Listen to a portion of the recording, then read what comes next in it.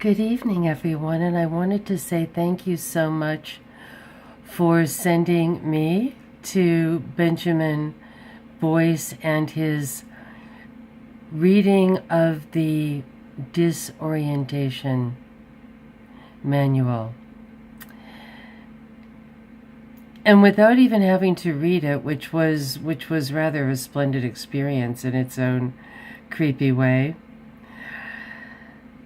just the title word itself is a great sort of trigger Manchurian candidate, whatever you have it, word, disorientation. And beyond my own personal disorientation being there, when I heard the term, it really kind of went into that place of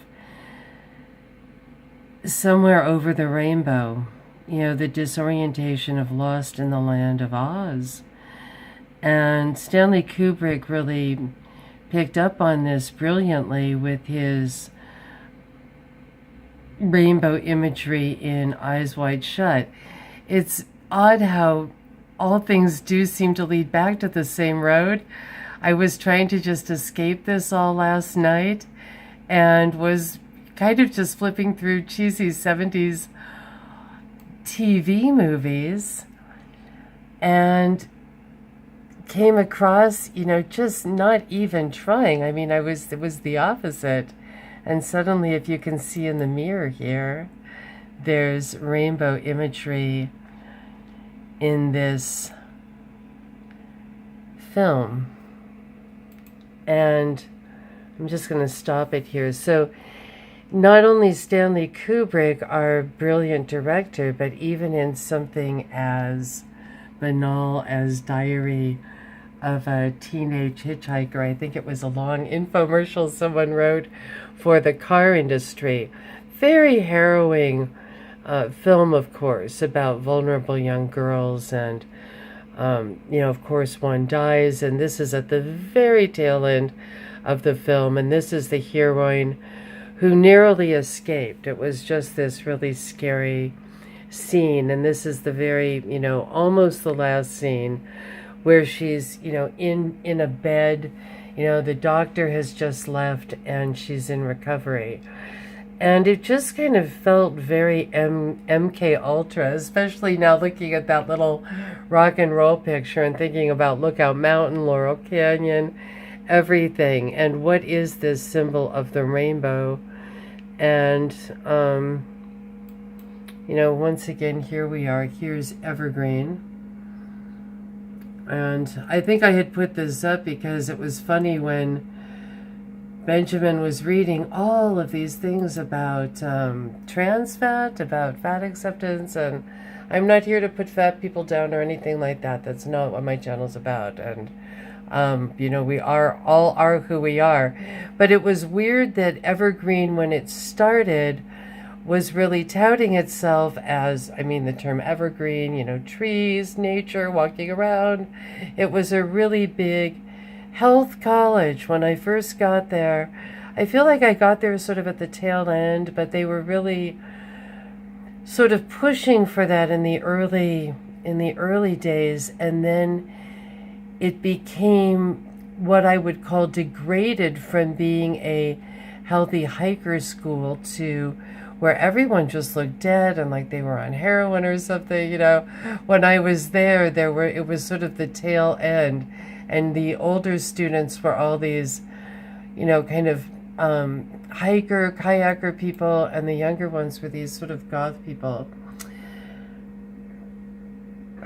And it really feels that this over the rainbow imagery is very tied to MK Ultra, and this is, the old days of MK Ultra, the kind of very strange, painful. You see a lot of these kind of weird pictures that just go endlessly, on the internet of different experiments with the military and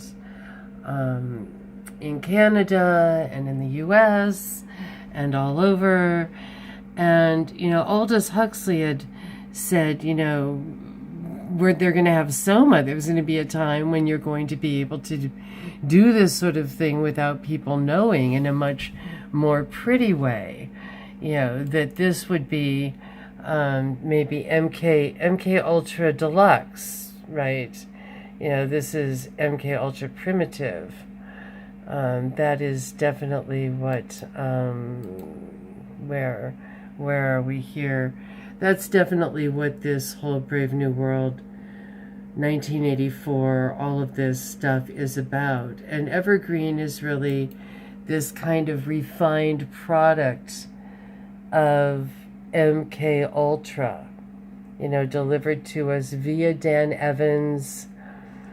We've got the names, It's weird. It's interesting how it went from this hiking school to hiking is healthy to I'm hearing the trans fat thing, that fat is healthy. The sky is green, the grass is blue. And it's interesting. I didn't know the end game when I went there, and I'll go into more detail later maybe about when I first went there, and my first day there, and because it was very creepy. I don't even know why I continued to even go there, in kind of seeing all of the red flags of this brave new world. And it's for crazy making, really. And this is the stuff of from Marilyn Monroe really to Ted Kaczynski is what we're seeing here. I'd seen his photograph down here on MK Ultra, and it's interesting if anyone wants to ever go look. I think it was the Atlantic Monthly, and Marilyn Monroe was considered one too, one of Hugh Hef's MK Ultra people. And the Ted Kaczynski was extremely fascinating because there was someone a professor at Harvard, who took a fascination in him and constantly tested him. And he was at Harvard, sort of underage, a little younger, and was continually given these weird, what is it, like a Chinese box when you're given a catch-22 intellectually all the time. Like what the disorientation manual was saying inside, right? You're at this institution, you should be here, but it's a bad institution, it's a bad place, but you should be here. You should work to change it, but you can never change it.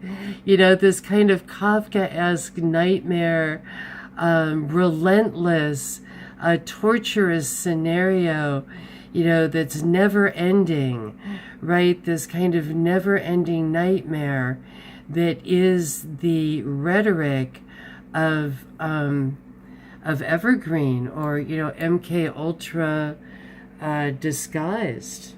And it is it's a dangerous place, that's for certain sure. It's not a safe place. It's not a safe place at all.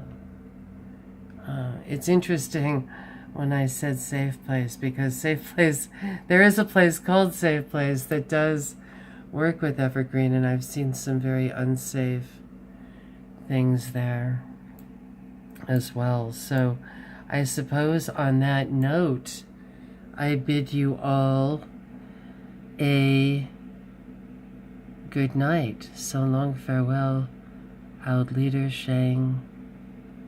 Goodbye. Take good care.